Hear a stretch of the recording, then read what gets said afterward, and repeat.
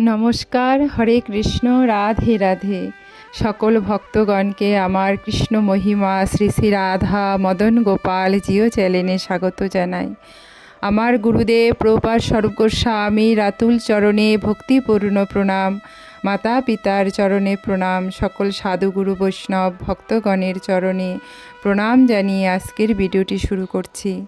আজকে আমরা আস্বাদন করছি জয়া একাদশী ব্রত মাহাত্ম্য শ্রবণ কথা। মাঘী শুক্লপক্ষিয়া জয়া একাদশী ব্রত মাহাত্ম্য ভবিষ্যৎ তোর পুরাণে যুধিষ্ঠির শ্রীকৃষ্ণ সংবাদ রূপে বর্ণিত আছে। শ্রী গরুর পুরাণে মাঘ মাসের শুক্লপক্ষিয়া একাদশী তিথিকে ভৈমী একাদশী নামে অভিহিত করা হয়েছে। কল্পান্তরে বিভিন্ন পুরাণে বিভিন্ন নাম দেখা যায়। পদ্মপুরাণে অনুসারে জ্যৈষ্ঠ মাসের শুক্লপক্ষী একাদশীর নামই পাণ্ডবা নির্জলা বা ভীমসেনী ভৈমী একাদশী। যুধিষ্ঠির বললেন, হে কৃষ্ণ, আপনি কৃপা করে মাঘ মাসের শুক্লপক্ষের একাদশীর সবিশেষ বর্ণনা করুন। শ্রীকৃষ্ণ বললেন, হে মহারাজ, মাঘ মাসের শুক্লপক্ষের একাদশী জয়া নামে প্রসিদ্ধ। এই তিথি সর্বপাপ বিনাশিনী, সর্বশ্রেষ্ঠা, পবিত্রা, সর্বকাম ও মুক্তি প্রদায়িনী। এই ব্রতের ফলে মানুষ কখনো প্রেতত্ব প্রাপ্তি হয় না। হরি বল। এই একাদশীর নির্মরূপ উপাখ্যান শোনা যায়। এক সময় স্বর্গ লোকে ইন্দ্র রাজত্ব করছিলেন। সেখানে অন্য দেবতারাও বেশ সুখেই ছিলেন।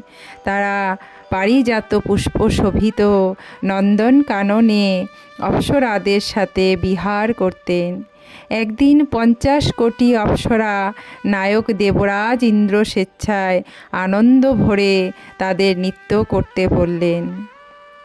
নৃত্যের সাথে গন্ধর্বগণ গান করতে লাগলেন। পুষ্পদত্ত, চিত্রসেন প্রভৃতি প্রধান প্রধান গন্ধর্বেরা সেখানে উপস্থিত ছিলেন। চিত্রসেনের পত্নীর নাম মালিনী, পুষ্পবন্তী নামে তাদের এক কন্যা ছিল।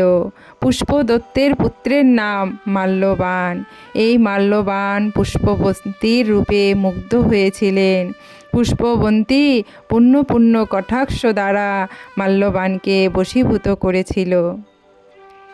ইন্দ্রের প্রীতিবিধানের জন্য তারা দুজনেই নৃত্যগীতের সেই সভায় যোগদান করেছিল। কিন্তু একে অপরের প্রতি আকৃষ্ট থাকায় উভয়ই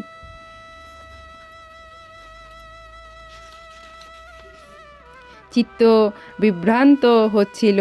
সেখানে তারা পরস্পর কেবল দৃষ্টিবদ্ধ অবস্থায় দাঁড়িয়ে থাকল। ফলে গানের ক্রম বিপর্যয় ঘটল।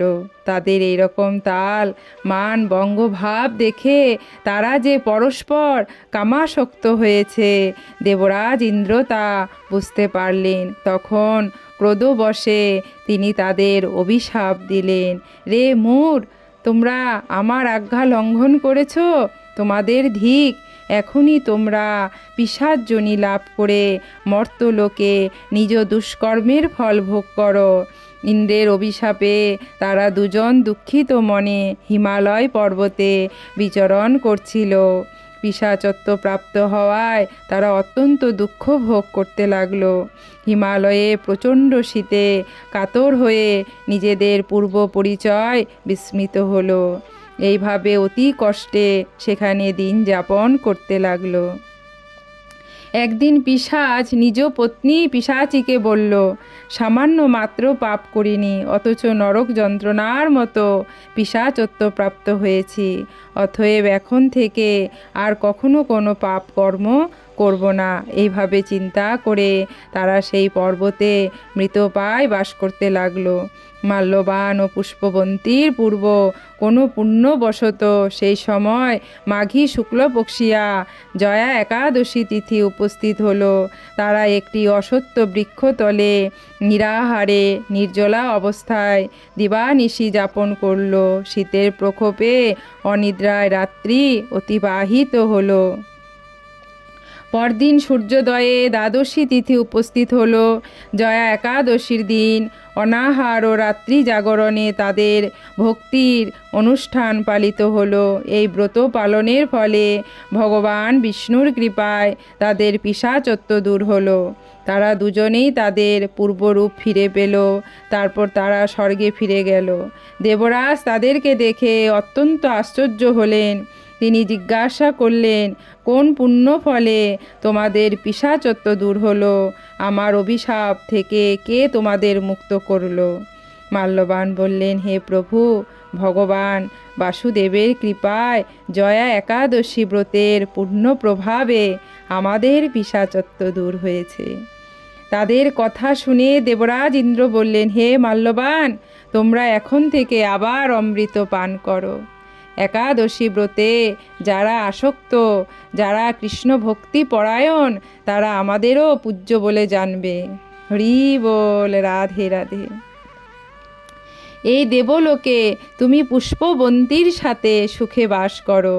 হে মহারাজ, এই জয়াব্রত ব্রহ্মহত্যাজনিত পাপকেও বিনাশ করে। এই ব্রত পালনে সমস্ত প্রকার দানের ফল লাভ হয়।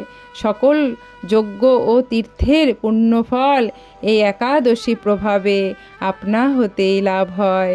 অবশেষে মহানন্দে অনন্তকাল বৈকুণ্ঠে বাস হয়। রাধে রাধে। এই জয়া একাদশীর ব্রত কথা পাঠ ও শ্রবণে অগ্নিষ্ঠম যজ্ঞের ফল পাওয়া যায়। হরি বল, রাধে রাধে। তাহলে কত কৃপা! দেবরাজ ইন্দ্র বলছেন যে তারা যারা ভগবানে আসক্ত থাকে তাদেরকে দেবরাজ ইন্দ্র পূজ্য বলে জানে। তাহলে কত মহিমা একাদশী তিথির কৃষ্ণ ভক্তদের। তাই আমরা যেন সবাই কৃষ্ণ ভক্তের সান্নিধ্যে আসতে পারি, ভগবানের কৃপা সান্নিধ্য লাভ করতে পারি। আমাদের মধ্যেও যেন পিশাচত্ব ভাব দূরীভূত হয়ে যায় কৃষ্ণ ভক্তির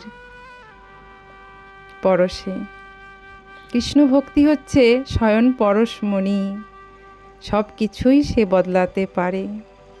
তাই আমাদের জীবনে যত ভুল ত্রুটি পাপ যা কিছু আছে সব কৃষ্ণ ভক্তির, কৃষ্ণ নামের দ্বারায় সব কিছুই মোচন হবে। আর আমরা আরও নতুন হতে থাকব, নতুন নতুন হতে থাকব। তাই আমাদের কৃষ্ণ ভক্তি লাভ করে আমাদের আনন্দময় জীবন ধারণ করতে হবে। রাধে রাধে। আমরা সবাই যেন কৃষ্ণ সান্নিধ্যে যাই। হরি বল। আপনারা সবাই ভালো থাকবেন। ভিডিওতে লাইক, শেয়ার, সাবস্ক্রাইব করবেন। রাধে রাধে।